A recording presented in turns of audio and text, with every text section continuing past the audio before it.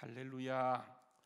이제 오늘 그 고린도의 서신이라고 하는 고린도가 갖고 있던 고린도 도시 또 고린도 교회가 갖고 있던 그 문제에 대해서 바울 사도가 편지를 써서 그래서 이제 답변하는 그런 형식이에요. 이제 고린도 교회 안에 다양한 문제들이 있지만은 오늘 말씀에 보게 되면 또 이제 한 문제가 이렇게 발견되어지는데 이게 이제 부활이 없다라고 얘기하는 거예요. 부활이 없다. 여러분 왜 고린도라는 도시가 부활을 거부했을까요? 또 이제 고린도 교회 안에 나오는 사람들 중에 이렇게 이제 세상의 영향을 받아서 그 부활을 거부하는 사람들이 있었어요. 그러니까 왜 이제 이렇게 그 부활을 거부하는 그 문화가 그 가운데 있었냐 하면 여러분 아시는 것처럼 고린도라고 하는 것은 이게 이제 그 헬라예요. 헬라 아시죠, 그죠? 그리스 헬라예요. 그래서 지금도 보게 되면 이게 이제 아테네가 있고 고린도가 있습니다. 이게 이제 전체가 이게 이제 그 헬라 문화권 속에 있는데 헬라라고 하는 것은 아시는 것처럼 철학이 발달된 그런 도시잖아요, 그죠? 그래서 아시는 것처럼 이게 이제 그 에피쿠로스 철학이 있고요, 그 스토아 철학이 있는데 이것의 근본이 되는 것은 여러분 이게 플라톤 철학이에요. 플라톤. 뭐 새벽에 이런 얘기해서는 참 죄송합니다만은 이제 이게 플라톤 철학이라고 하는 것은 그리스도 철학이라고 하는 것은 철저하게 이원론이에요. 이원론. 그래서 영은 선하고 육은 악하다. 이게 이제 가장 기본적인 거예요. 근데 여러분 육은 악한데 특히 이제 에피쿠로스 철학은 육은 완전히 응징의 대상이에요. 그래서 영만 거룩한 것이고 이 세상만 있는 것이고 영혼은 존재하지 않는다고 믿는 거예요. 여러분 이게 그 헬라 철학의 근본을 이루는 그런 모습이에요. 그러니까 이런 것이 이렇게 고린도 도시를 형성하고 거기에 세워진 교회이다 보니까 이런 철학적인 그런 그 사상들이 교회 안에 당연히 들어올 수밖에 없잖아요, 그렇죠? 여러분 우리도 세상을 살아가면서 아무리 영적 삶을 산다고 하지만 그 우리의 신앙이 뭐에 영향을 받습니까? 세상에 끊임없이 영향을 받게 되어져요. 그러니까 이게 이제 극복하고 이겨야 될 문제인데 그러니까 이게 만만치 않아요.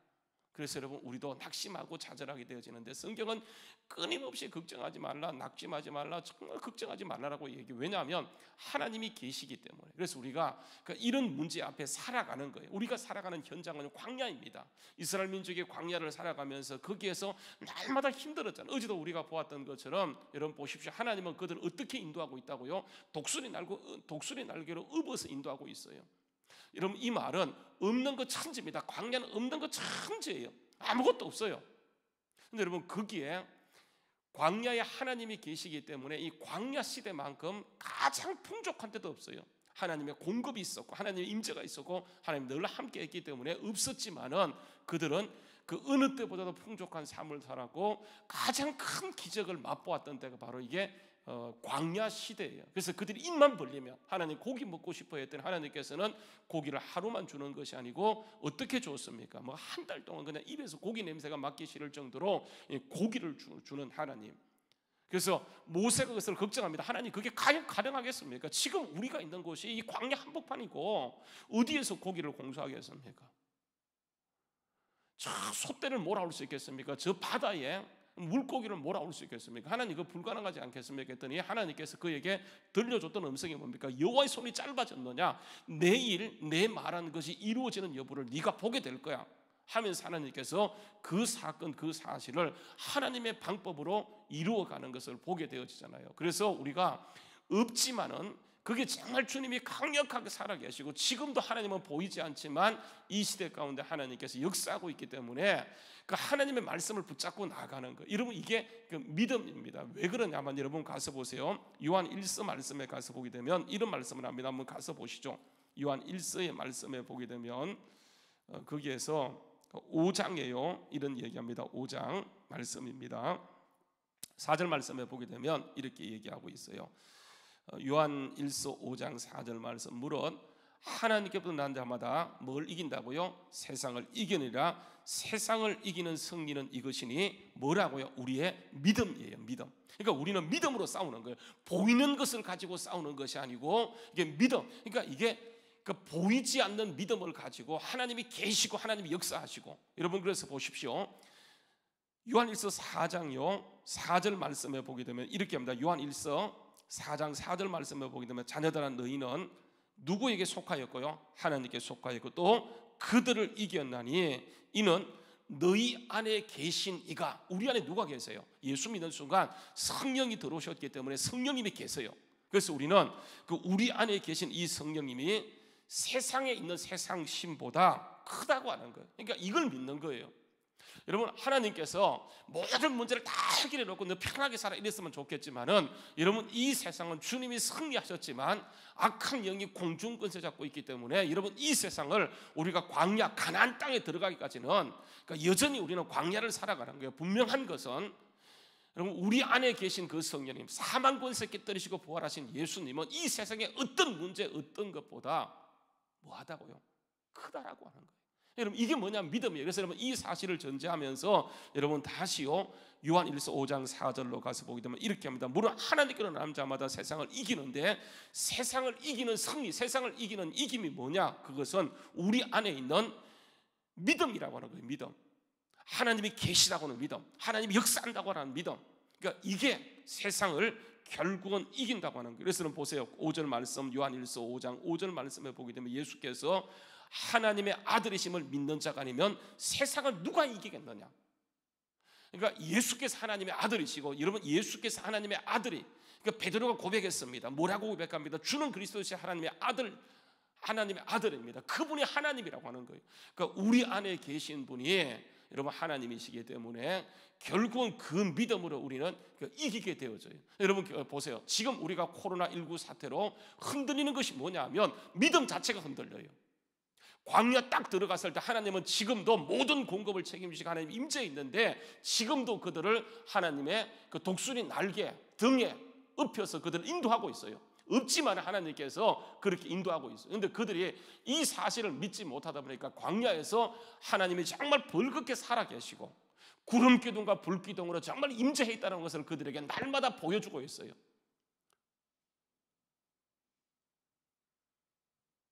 여러분 보십시오. 신명기 말씀을 한번 가서 보세요. 신명기 말씀요, 신명기 8장 4절 말씀에 이런 말씀을 합니다. 한번 보시죠. 신명기 8장 4절 말씀에 보게 되면 하나님이 이런 말씀을 합니다. 신명기 8장 4절, 이 40년 동안에 어땠다고 얘기하죠. 내 의복이 헤어지지 아니하고, 그들이 40년 동안 밤낮으로 걸어가는데 그들의 발이 부르트어요? 부르트지 않았어요? 부르트지 않았어요. 이게 뭐냐면 하나님이 그들을 인도하고 있다고. 여러분, 이스라엘 민족이 갑자기 출애굽했기 때문에 나올 때요, 여벌의 옷을 가지고 나오지 못했어요. 딱 한 벌. 여러분, 그 한 벌 옷을 몇 년간 입냐 하면 40년간 입어. 여러분, 이 옷도 아무리 좋은, 지금보다 여러분 그 시대 옷이 좋았겠습니까? 한번 생각해 보세요. 지금 옷이 훨씬 더 좋지 그 시대 옷은요 뭐가 좋았겠습니까? 근데 여러분, 그 옷을 가지고 나서 한 벌을, 이게 1년 입는 것이 아니라 40년간 있는데 분명히 얘기합니다. 하나님께서 거기에 은혜를 베푸시고 거기에 역사했으니까 그 옷이요 40년 동안 헤어지지 않는 거예요. 이 모든 것이 하나님이 그들을 이렇게 인도해가고 있음에도 불구하고 보세요, 그들은 계속 세상의 영향을 받아요. 여러분, 이게 우리의 문제예요. 고린도 도시에 하나님께서는 영향을 주어서 정말 그곳을 바꾸는 것인데, 교회 안에 세상의 영향을 받다 보니까 교회 안에 사람들까지도 뭐라고 얘기하냐면 부활이 없다라고 얘기하게 되어져요. 그래서 거기에 흔들리게 되어집니다. 그래서 보세요, 이런 신앙의 체계가 무너지니까 본문 말씀에 여러분 가서 보시게 되면 이상한 현상이 나타나게 되어지는데, 이게 29절에 고린도 안에서 일어나는 문제예요. 29절 말씀에 보게 되면 만일 죽은 자들이 도무지 살아나지 못하면, 여러분 고린도 교회 문제가 뭐냐면 이게 부활이 없다라고 얘기하면서 어떤 일이 나냐면, 죽은 자를 위하여 살아있는 자들이 뭘 행하고 있어요? 세례를 베풀고 있어요. 여러분 캐톨릭 알죠? 뭐죠? 캐톨릭은 구원이 뭐예요? 우리는 구원이 뭡니까? 어떻게 구원받아요? 그러니까 우리가 말하는 구원하고 캐톨릭이 말하는 구원은 달라요. 그래서 여러분 캐톨릭을 하나의 아예 문제 있는 교회로 이렇게 우리가 이제 개신교가 그렇게 취급을 하잖아, 그죠? 근데 캐톨릭이 말하는 구원하고 우리가 말하는 구원이 달라. 여러분, 우리는 구원을 뭐라고 얘기합니까? 오직 믿음을 통해서 구원받는 거예요. 그러니까 예수님께 십자가에 돌아가신 그 사건을 우리가 믿음으로 인정하고 받아들이면 우리가 뭘 받아요? 구원을 받게 되어져요.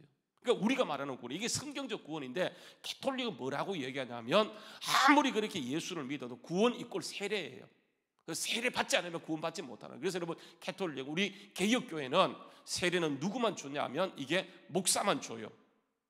근데 여러분 캐톨릭은요 아무나 세례 줄 수 있어요. 그래서 죽기 직전에 이 사람의 세례를 받지 못하면 그 구원을 받지 못하고 이게 지옥 가기 때문에 아무리 예수를 믿어도 그러기 때문에 그 순간 캐톨릭은요 죽는 순간 바로 그냥 세례를 줘버려요. 왜냐하면 세례 이끌 구원이에요. 여러분 그래서 그러니까 캐톨릭은 우리는 성례 그러면 두 가지밖에 없어요. 뭐가 있습니까? 세례하고 성찬이 여러분 성례인데 캐톨릭은 7성례가 있어요. 7성례 아시죠, 그죠? 뭐 7성례가 있어요. 뭐 그 우리 뭐 그 영세, 뭐 견진, 뭐 고해성 사면서 7가지가 있어요. 여러분 보세요.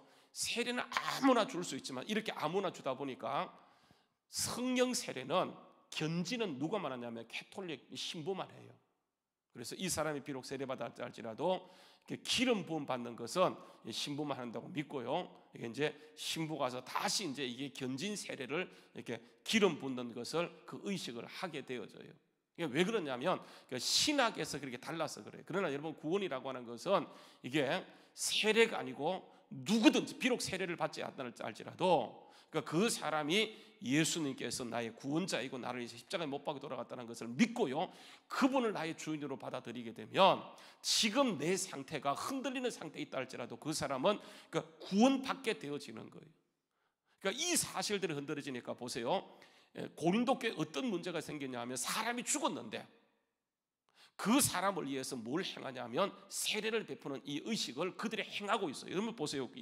다시요 29절 말씀 보게 되면 만일 죽은 자가 도무지 다시 살지 못하면 죽은 자들을 위하여 세례를 받는 자들이 무엇을 하겠느냐? 어찌하여 그들을 위하여 세례를 받느냐? 죽은 자를 위해서 살아있는 사람이 세례를 베푸는 거예요. 여러분 이 신학이 나중에 발전해서 이게 이상한 거예요. 나중에 죽었는데 이 사람이 연옥에 가 있는데 그 연옥에 가 있는 사람을 천국 가기 위해서는 여기서 뭔가를 해주는 거예요. 뭔가를. 그래서 여러분 헌금을 드려주고 그 사람을 위해서 많은 선한 공덕을 쌓아주게 되면 이 사람이 나중에 그 돈이 떨어지는 순간 땡글하면서 천국에 올라가게 되어지고 여러분 이게 뭐냐면 연옥설이고 이게 면죄부를 파는 신학적인 근거가 되어져요. 그런데 바울 사도가 이걸요 분명히 잘못되었는데 그거 잘못되어서 이렇게 말했으면 한마디만 했으면 좋겠는데 바울 사도가 너무 문제 많은 교회다 보니까 이걸 지적을 하지 않아요. 왜냐하면 지적해도 고쳐지지 않으니까. 그렇잖아, 그죠? 그들이 잘못했어요. 잘못했는데 목사가요 와서 그 잘못해서 하지마 한다고 하면 여러분 그들이 안 하면 참 좋을 텐데 그들의 신학으로 그들의 논리로 그들의 철학으로 똘똘 뭉쳐있는 그들에게 아무리 여러분 얘기한다 할지라도 얘기하면 말을 들으면 좋겠는데 얘기해서 말 안 듣게 되면 관계만 더 나빠지는 거예요. 그래서 바울 사도가 너무 답답해서 하는 말이 뭐냐면 그래서 이런 자들이 있다 그러는데 그래서 여러분 그 자체를 말을 하지 않고요 뭘 얘기하냐면 이렇게 얘기합니다. 싸우는 방법. 그러니까 예수 믿는 사람이 싸우는 방법은 여러분 뭐냐면 32절 말씀 보세요. 내가 사람의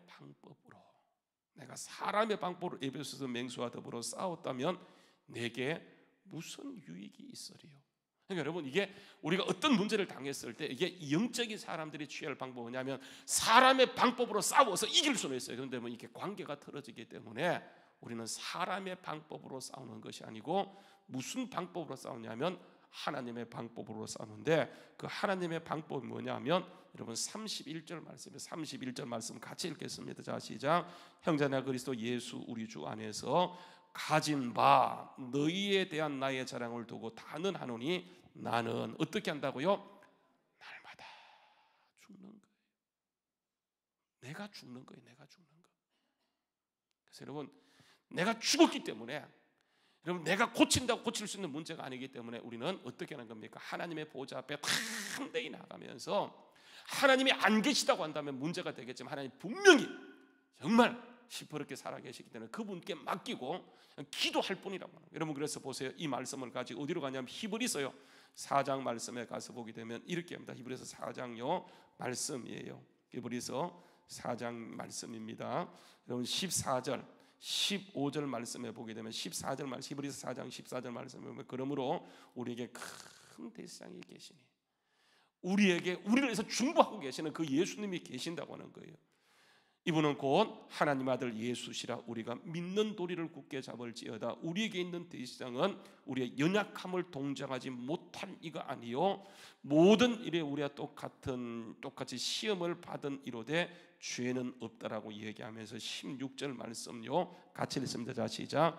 그럼 우리는 긍휼하심을 받고 때를 따라 돕는 은혜를 얻기 위하여 어디로 나갑니까? 사람에게 나가는 것이 아니고 어디로 나가니까 은혜의 보좌 앞에 나가야 되는데 사람들이 어떻게 하냐? 문제로 나가. 이게 걱정이에요. 문제를 향해 나가요. 염려해요. 불신앙이에요. 싸웁니다. 문제를 향해, 사람을 향해. 그래서 여러분, 우리가 나갈 대상은 어디냐면 그 문제가 그대로 있어요. 이 문제를 고쳐야 돼요. 내가 지적한다고 고칠 수 있는 문제가 아니기 때문에 그 문제를 보고 나가야 될 대상은 이게 하나님께 나아가는 거예요.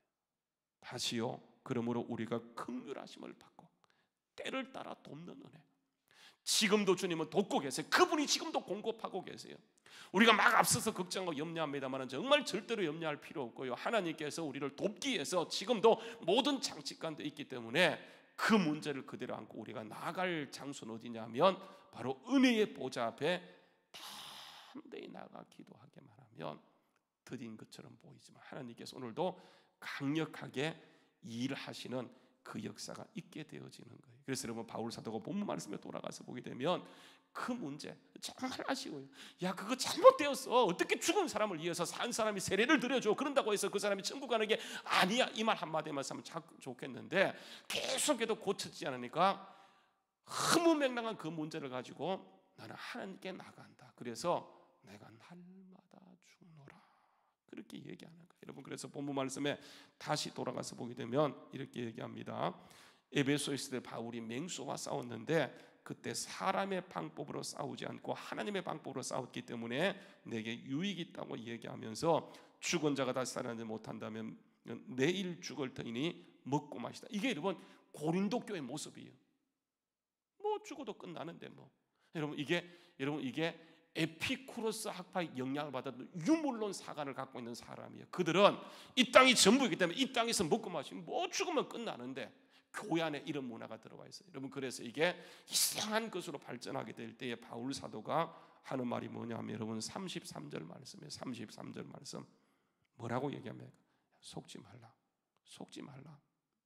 그들이 아무리 논리를 무장하고 정말 그들의 철학을 가지고 얘기해도 그것은 하나의 가설이고 이론일 뿐이지 그건 진리가 아니야. 진리는 하나님이 시퍼렇게 살아계시다라고 얘기하면서 하는 말씀 뭐냐면 속지 말라. 악한 동무들은 선한 행실을 더럽히나니 속지 말고 어떻게 하라고요? 깨어있어라. 깨어있어라. 여러분 주님은요 우리가 가는 길이 힘들고 어렵다 할지라도 정말 내가 걸어가는 길이 광야 같은 세상이라 할지라도 주님은 분명히 살아계시고 우리에게 모든 기대를 걸고 계시기 때문에 우리가 날마다 말씀 의지하고 그런 사상에 속지 않고 깨어있어 보세요. 이렇게 얘기하면 깨어있어 의를 행하고 죄를 짓지 말라. 죄를 짓지 말라. 그들은 어떤 사람이요? 하나님을 알지 못하는 자예요.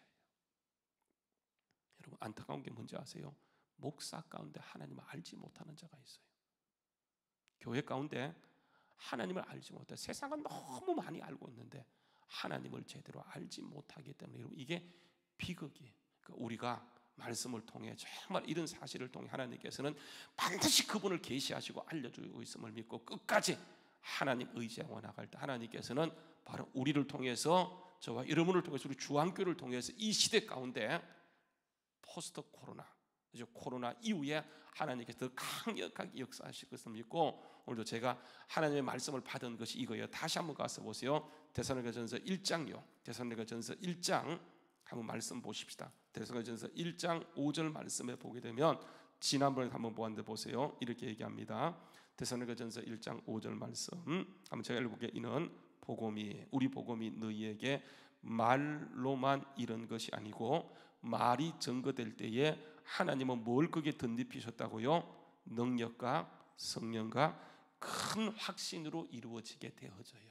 여러분, 우리가 오늘도 잠잠하지 않고 정말 우리가 믿음의 삶을 살기만 하면 하나님께서 우리의 삶 속에, 우리의 가는 모든 길 속에 하나님께서는 능력을, 그러니까 여러분 이제 앞으로는 보세요, 이게 교회가 여러 가지 이제 상황 형태 가운데 벌어지기 때문에 이때 우리가 싸울 수 있는 것은 오직 성령의 충만이고, 정말 거기에 하나님의 말씀을 의지하고 할 때 하나님께서는 능력과 성령의 충만함과 큰 확신 가운데 이루어감을 믿고, 여러분 철저하게 믿음으로 더 무장하여 믿음으로 승리하는 이 복을 날마다 삶 속에 누리는 우리 모두 될 수 있기를 주의 이름으로 축원합니다. 기도하겠습니다.